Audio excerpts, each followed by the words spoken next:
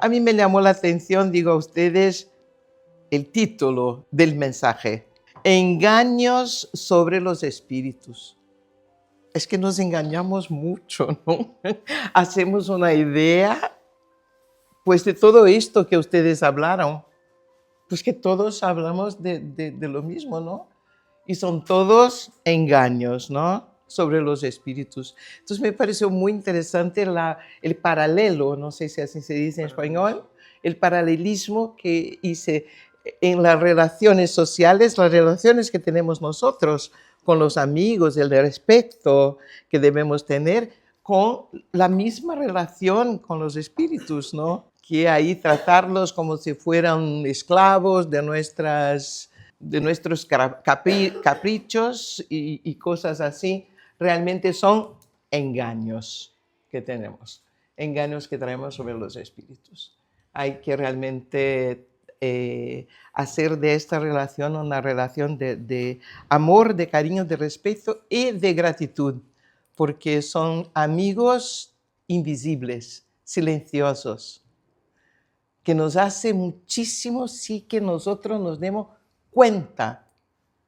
Imagínate, a veces cuando agradecemos las bendiciones pensamos, y las bendiciones que nosotros no tenemos ni idea,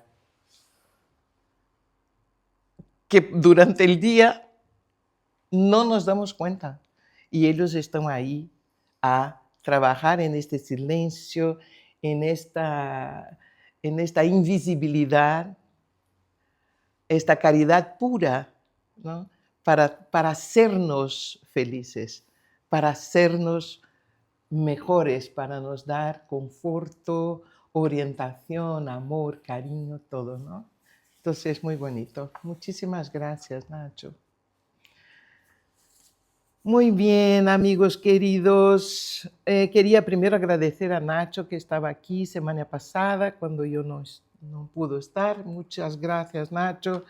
Yo había ahí hecho alguna cosa con los estudios y Nacho inmediatamente, no, mándame que yo lo hago. Entonces, quería agradecer y gracias a Dios, mejor, entonces uno puede estar aquí. Qué bueno. Vamos entonces al libro de los medios. Segunda parte, capítulo 3, empezamos hoy. Y se llama Manifestaciones Inteligentes. Vamos al próximo slide para ver el mensaje que tiene entonces Kardec. Lo saqué de los puntos que vamos a ver hoy, son los puntos 65, 66 y 67, y ahí está: para que una manifestación sea inteligente, no es necesario que resulte elocuente, ingeniosa o erudita. Basta con que dé muestras de un acto libre y voluntario, a través del cual se exprese una intención o se refleje un pensamiento. Allan Kardec. Entonces es muy interesante porque vamos a ver esta frase más adelante, vamos a hablar de ella. Pero es muy interesante ver que Kardec ya nos propone una idea de lo que es una manifestación inteligente. No estamos hablando de inteligente porque tiene un QI de 140. No es esto. No é um Einstein que está se comunicando e por isto lhe chamamos de manifestação inteligente, não. Então, diz ele, basta com que dê muestras de um ato livre e voluntário. E aí volvemos a esta... Sí, volvemos a esta frase después. Bueno, no sé si ustedes se recuerdan, pero nosotros aquí presentamos, cuando empezamos el libro de los medios, presentamos la propuesta didáctica de Kardec en este libro, la composición didáctica del libro. Y una de las cosas que presentamos es, esto estaba basado en el trabajo de Cosmi Massi, no sé si recuerdan ustedes que lo presenté, y uno de los slides que teníamos era este, que hablaba de la segunda parte del libro. El libro está dividido, como decimos, en dos partes. Esta segunda parte que hablaba de las manifestaciones espíritas. Y Kardec entonces nos va a proponer toda la investigación, todas las informaciones que podemos obtener de esta relación entre el mundo corporal y el mundo espiritual. Y esta relación basada en dos elementos fundamentales. ¿Cuáles son? Los espíritus y los mediums. Son los espíritus y los mediums estos dos elementos que va a componer, que va a proporcionar, que va a hacer realidad esta relación de mundo corporal y mundo espiritual, a transmitirnos esta realidad y cómo esta relación se pasa. ¿Cómo pasa esto, no? Entonces, la acción de los espíritus sobre el mundo espiritual es lo que vamos a ver en la segunda parte de este libro. Y ahí Kardec divide, como ya habíamos visto la semana pasada, las manifestaciones en dos grandes grupos. Él divide. Entonces, el primer grupo sería las manifestaciones físicas y el segundo grupo, las manifestaciones inteligentes. Y son las manifestaciones inteligentes que nos van a presentar las comunicaciones espirituales. Entonces vimos en el capítulo pasado las manifestaciones físicas y hoy empezamos las manifestaciones inteligentes. Vamos a ver en el capítulo 2, perdonadme porque me falta el acento agudo, se dice así, acento agudo, ¿no? En español. Esdrújula. ¿Cómo se dice? Esdrújula. Esdrújula se dice. No, ese tipo de acentos. El acento agudo, gracias. Y pues, entonces está el capítulo 2, vimos manifestaciones físicas y mesas giratorias.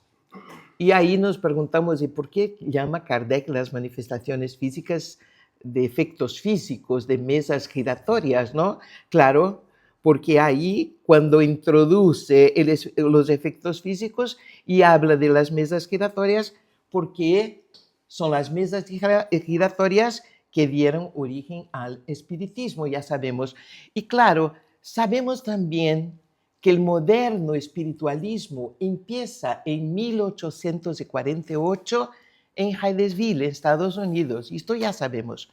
Y ahí empiezan fenómenos. Y se dice que marca el inicio del moderno espiritualismo. Pero cuando este fenómeno llega a Europa, no se presenta como se presentó en Estados Unidos, porque ahí en Hydesville, ¿cómo se presentó? En casa de una familia, con golpes, con ruidos, con desplazamiento de cosas, etc. Y aquí, cuando llega a Europa, como nada, mira, traer este conocimiento al mundo no fue nada, absolutamente nada casual, todo muy bien orquestado, organizado, proyectado. Los espíritus van a utilizar las mesas.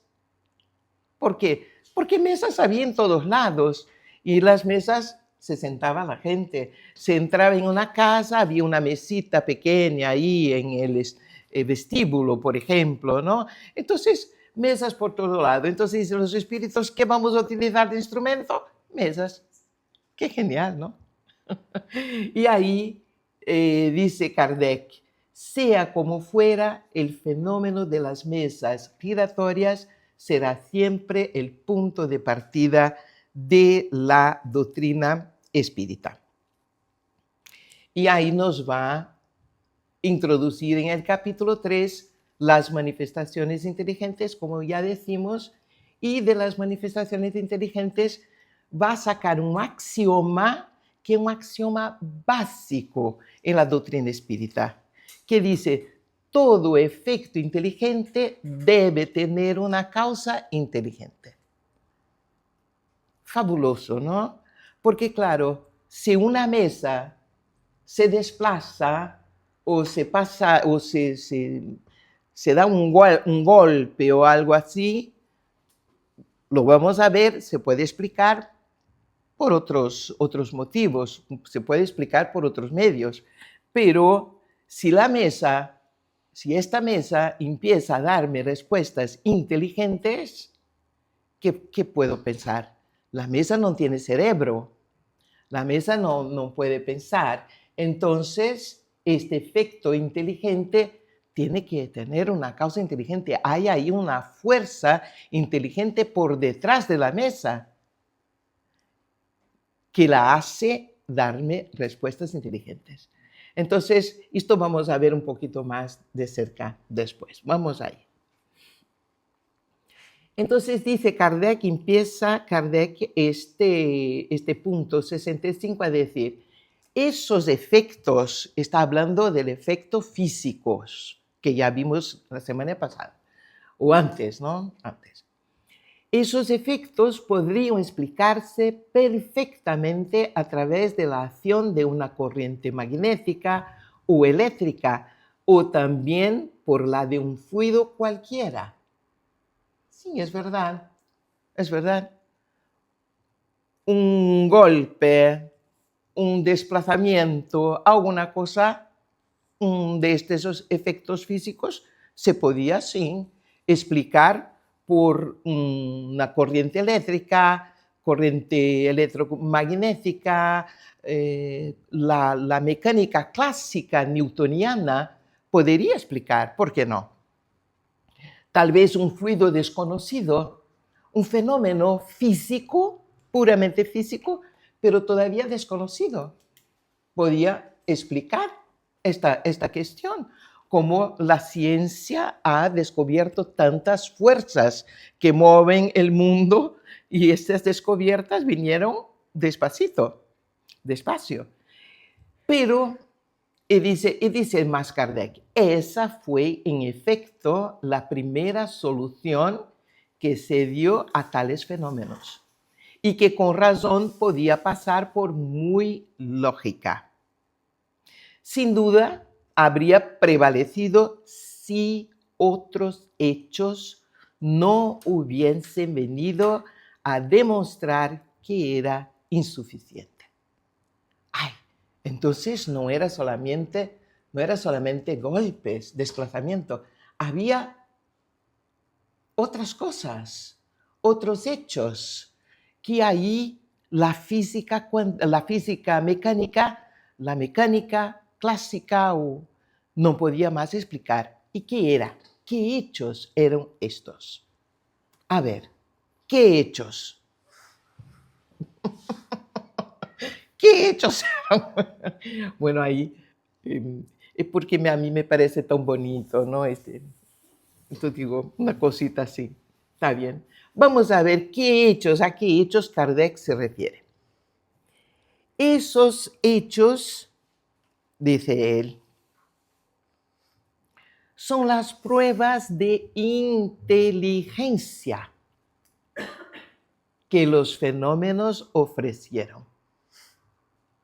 Ahora bien, como todo efecto inteligente debe tener una causa inteligente, ahí está, quedó en evidencia que aunque se admitiera en esos casos la acción de la electricidad o de cualquier otro fluido, había otra causa que estaba involucrada. Claro. Entonces, cuando aparece la inteligencia por detrás del fenómeno, ya no se puede más justificar el fenómeno con una explicación puramente física, mecánica, porque dice Kardec, ahí volvemos al axioma, todo efecto inteligente debe tener una causa inteligente. Entonces, esto aquí, como ya sabemos así, es en ciencia. Cuando tienes una propuesta, cuando tienes una solución, esta solución tiene que ser aplicable en cualquier circunstancia. Se falla en una circunstancia cualquier, ya se tiene que sacar a la basura. Vamos a buscar otra respuesta, otra solución. Bueno, entonces había una inteligencia. La pregunta era, ¿qué inteligencia era esa? Entonces dice Kardec, veamos lo que la continuidad de nuestras observaciones ha demostrado. Entonces, Kardec pasa de estudiar fenómenos físicos a un otro nivel, a un nivel mucho más profundo. Pasa a un otro nivel de investigación. Ya no estamos investigando fenómenos físicos, estamos ahora investigando inteligencia, una inteligencia invisible que no logramos localizar, pero que se demuestra existe. Está ahí, en el fenómeno. A ver, entonces, ¿qué nos dice el codificador? Entonces, el punto 66 dice él, para que una manifestación sea inteligente, mira qué pedagogo, mira la pedagogía. Estamos hablando de fenómenos inteligentes. Entonces, cuando hablo de inteligencia, yo puedo pensar, ay, está hablando que esta mesa responde a cosas, porque es inteligente. Ay, pues yo tengo un sobrino que también es de una inteligencia, este chico o esta chica, ¿no? Podemos proyectar una idea de inteligencia que no es la que Kardec quiere definir. Entonces, mira, el pedagogo primero nos trae la definición. Mira lo que quiero decir con inteligencia. No estoy diciendo inteligencia porque es genial, no, dice él. No es necesario que resulte elocuente, ingeniosa o erudita, como habíamos visto. Basta con que demuestras de un acto libre y voluntario, a través del cual se exprese una intención o se refleje un pensamiento. Con esto ya tenemos una inteligencia. Si preguntas a una mesita, ponemos esta mesita que decimos a ella, mira, yo que estoy hablando contigo, ¿quién está hablando contigo ahora en este momento? ¿Es Cristina? Y se me dice, sí, ya ha dado muestras de inteligencia. Claro que sí. Sí, podemos cualquier día hacer una experiencia con la mesita. Esta inclusive está bastante bien, ¿eh? Esta está bastante bien de la forma como Kardec describe las mesas que se usaban en esta época. Bueno.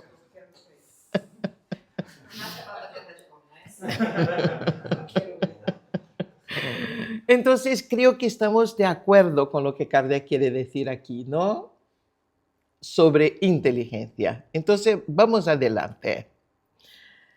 Entonces, podemos decir que manifestación inteligente, por lo tanto, sería toda acción que puede ocurrir o que ocurre a despecho de aquel que la evoca.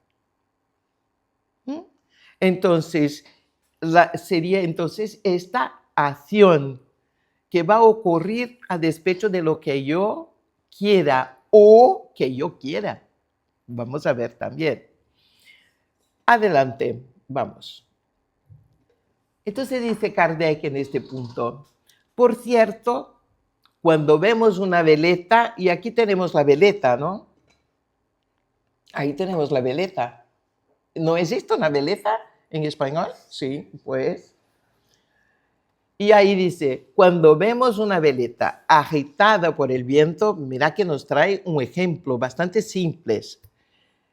Estamos seguros de que solo obedece a un impulso mecánico. Pues que está ahí el viento para un lado, para el otro, y la veleta va a un lado y va al otro y tal. Sin embargo, si reconociéramos en sus movimientos señales intencionales, si girase hacia la derecha o hacia la izquierda con rapidez o con lentitud, conforme a las órdenes que recibiera, estaríamos forzados a admitir no que la veleta es inteligente, sino que obedece a una inteligencia. Si el viento sopla por acá y la veleta dice, no, voy por acá, voy al otro lado. O si decimos a la veleta, a la derecha, va a la derecha, a la izquierda, va a la izquierda. Entonces, ¿la veleta es inteligente? No, no es inteligente, pero que hay ahí está obedecer a una inteligencia. Lo mismo sucedió a la mesa, dice Kardec. Lo mismo sucedió a la mesa. Entonces dice él, el primer efecto inteligente que se observó fue la obediencia de esos movimientos a una orden dada. De ese modo, sin cambiar de lugar, la mesa se levantaba alternativamente sobre el pie que se le indicaba. Levanta el pie derecho. Se levantaba. Y luego, al caer, daba un número determinado de golpes en respuesta a una pregunta. Respondí entonces a las preguntas. Y ahí, en otras ocasiones, pues, ¿sabe qué es esto? Son los dibujos que salían en los periódicos en la época. Las caricaturas, gracias. Sí, claro. Sí, y había una que a mí me gusta mucho, que llega un policía a la casa de una señora donde ha pasado un crimen y la señora dice al policía, yo no estaba. Y dice la policía, ¿y no se puede preguntar a la mesa que estaba ahí, no? Entonces salía en los periódicos este tipo de caricatura, de ¿cómo? Tira cómica, pues. Vamos a ver, en otras ocasiones, sin el contacto de ninguna persona, la mesa se paseaba sola por la habitación, yendo hacia la derecha o hacia la izquierda, hacia adelante o hacia atrás, ejecutando diversos movimientos según las órdenes que recibía de los presentes. Ahí está. Es obvio entonces que descartamos, como dice Kardec, toda sospecha de fraude y que admitimos la absoluta lealtad de los testigos. Esto es muy importante, ¿eh? Cuando hace su investigación, descarta la sospecha de fraude. Porque ahí, cuando llega Kardec a una reunión para observar, ya hace toda la investigación que puede hacer con el objeto que va a ser utilizado, por ejemplo. Sabe quién son las personas que están ahí, la integridad de estas personas. Entonces, ¿qué hace el codificador? No soy un tonto. El codificador era un hombre de ciencia. Estaba muy acostumbrado a la investigación científica. Entonces, ¿qué hace? Saca primeramente la sospecha de fraude. ¿Y por qué lo sacaba? Porque podía haber fraude. Y esto va a hablar sobre esto en el libro de los medios. Kardec lo expone ahí muy claramente esta cuestión. Entonces dice, y que admitimos la absoluta lealtad de los testigos, o sea, de las personas que ahí estaban, certificada por la honradez y el completo desinterés de todos ellos. Más adelante hablaremos de las supercherías contra las cuales es prudente ponerse en guardia. Entonces, mira que Kardec ya como un intelectual, como un científico, un filósofo totalmente honesto, ya nos llama la atención para la posibilidad de que esto pueda ocurrir. Y ahí encontré en la edición, una edición del libro de los medios de portugués, traducida al portugués, traducida por Herculano Pires, que fue un gran investigador del espiritismo, una figura bastante destacada del movimiento espírita en Brasil. Él dice que fue traductor justamente de esta edición, de esta obra, Y él dice, nota de él, ¿no? El problema del fraude que todavía hoy suscita tanta controversia surge únicamente de la falta de una observación atenta de los procesos de desarrollo de los fenómenos. Si tenemos conocimiento, si estudiamos, si tenemos una observación realmente honesta, atenta, vamos a ver distinguir que el proceso de desarrollo de los fenómenos, vamos a distinguir la fraude de lo que realmente es el fenómeno. En una sesión preparada según las instrucciones de Kardec y realizada por gente seria, los resultados por sí mismos demuestran la imposibilidad de fraudes e ilusiones. Entonces, Herculano Pérez. Muy bien, era todo lo que tenía para hoy.